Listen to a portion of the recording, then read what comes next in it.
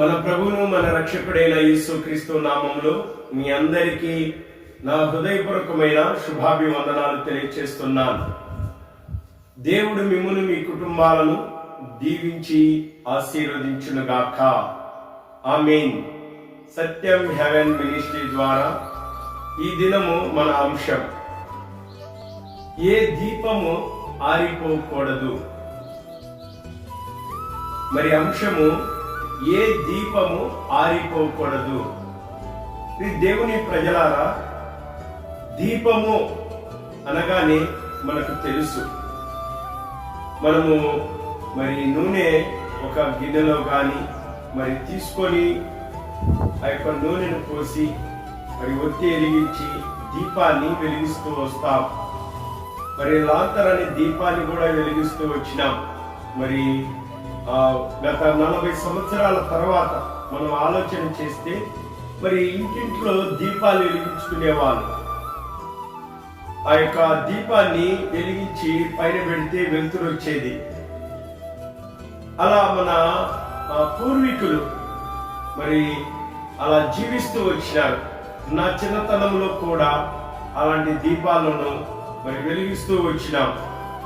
మరి దేవుని ప్రజలారా, మరి దీపము గురించి దేవుడు ఏమని చెప్తున్నాడు అని మనం ఆలోచిస్తే, మొట్టమొదటగా దేవుడు ఇశ్రాయేలీయుల ప్రజలను మరి కానాను దేశానికి మరి ప్రయాణమైతూ తీసుకొని వెళ్తూ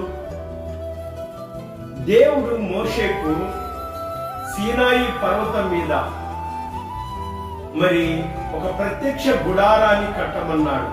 ఈ ప్రత్యక్ష గుడారాన్ని గురించి మరి దాదాపు 11-12 ఎపిసోడ్లు చేసిన నేను. ఈ ప్రత్యక్ష గుడారము 3 భాగాలని కూడా నేను చెప్పాను. మొదటిది ఆవరణ, రెండోది పరిశుద్ధమైన స్థలం, మూడోది అతి పరిశుద్ధమైన స్థలం. ఈ పరిశుద్ధమైన స్థలములో మరి దీప వృక్షాన్ని దేవుడు పెట్టమన్నాడు. ఈ దీప వృక్షము 7 సువర్ణ దీపాలు కలిగిన ఈ యొక్క దీప వృక్షము మరి నిత్యము వెలగాలంటున్నాడు దేవుడు. ఆ పరిశుద్ధమైన స్థలములో తెరల మధ్య మరి నిత్యము నూనె, ఆ దీపాలు నిత్యము వెలగడానికి నూనె పోస్తూ ఉండాలి. ఆ నూనె పోస్తూ ఉంటే ఆ దీపం వెలుగుతూ ఉంటుంది. ఆ ప్రతి దీపాలను సిద్ధం చేసుకోవాలా. దేవుని ప్రజలారా, ఇది దేవుడే దీపాన్ని వెలిగించమని చెప్పాడు. చూద్దాము. నిర్గమాకాండము 27వ అధ్యాయము, నిర్గమాకాండము 27వ అధ్యాయము 20వ వచనం. మరియు దీపము నిత్యము వెలుగునట్లు, దేవుని ప్రజలారా, దీపము నిత్యము వెలగాల. దేవుడు చెప్తున్నాడు. ఈ దీపాన్ని గురించి చెబుతూ దేవుడు మరి ఈ దీపము ఆరిపోకూడదన్నాడు. మరి దీపము ఆరిపోతే ఏమైతుంది? మరి దీపాన్ని గురించి మరి దేవుడు ఇంకా ఏమైనా చెప్పాడా? ఇంకా వేరే దీపాలు ఏమైనా ఉన్నాయా? మనం రకరకాల దీపాలు వెలిగిస్తూ ఉంటాం. రకరకాల క్యాండిల్తో వెలిగిస్తూ ఉంటాము. మరి నూనె పోసి వెలిగిస్తూ ఉంటాం, లాంతర్లు వెలిగిస్తూ ఉంటాము, రకరకాలుగా వెలిగిస్తూ ఉన్నాం. అయితే దేవుడు మరొక దీపాన్ని గురించి చెప్తున్నాడు. ఈ దీపము ఎలా అయితే నిత్యము ఆ పరిశుద్ధమైన స్థలములు, ఆ దేవుని ఆలయములు, ఆ దేవుని మందిరములు ఎలా అయితే నిత్యము ఆ దీపము వెలుగుతూ ఉండాలో, అలాగునే మరొక దీపము వెలుగుతూ ఉండాలి అని ఈ సందేశాన్ని దేవుడు నీకు నాకు అందిస్తున్నాడు.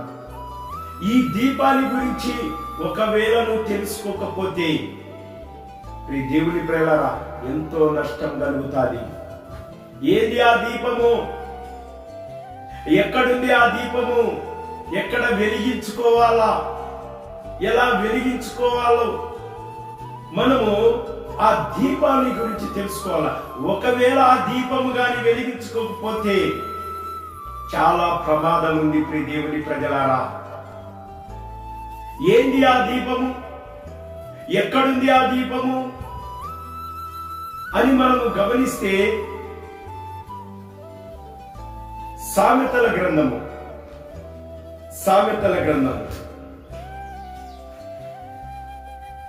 20వ అధ్యాయం, సామెతల గ్రంథము 20వ అధ్యాయము మరి 27వ వచనం, నరుని ఆత్మ యెహోవా పెట్టిన దీపము. నరుని ఆత్మ, నరుని లోపల ఆత్మ ఉంది. ఈ భూమి మీద తల్లి గర్భములో పుట్టిన ప్రతి మనిషిని లోపల చదువుకున్నవాడైనా చదువు లేనివాడైనా, ధనవంతుడైనా దరిద్రుడైనా, జ్ఞానం ఉన్నవాడైనా జ్ఞానం లేనివాడైనా,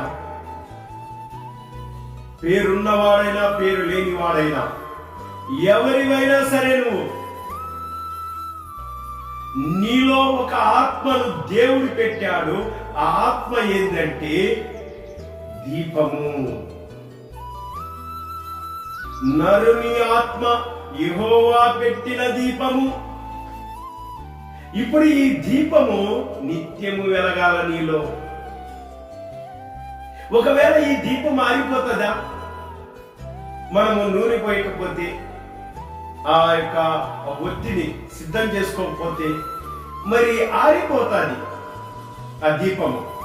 ఒకవేళ ఆ దీపం ఆరిపోయినా మరి ఏమైనా నష్టమా అంటే, మరి ఇప్పుడు దేవుని ప్రజలారా మరి చీకటి ఉంటుంది అంతే. మరి నరుని లోపల ఉన్న ఆత్మ, ఈ నరుని లోపల ఉన్న ఆత్మని దీపం ఆరిపోయిందంటే ఏమైనా నష్టం కలుగుతుందా? అసలు ఆరిపోతుందని దేవుడు చెప్పాడా? ఆర్పుకోకూడదు అని కూడా చెప్పినాడా అంటే చెప్పాడు. ఈ ఆత్మను ఆర్పుకోగాకని దేవుడు చెప్పాడు.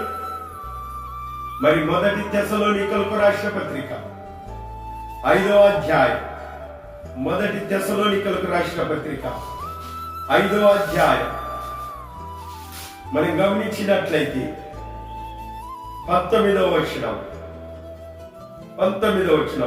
ఆత్మను ఆర్పకుడి.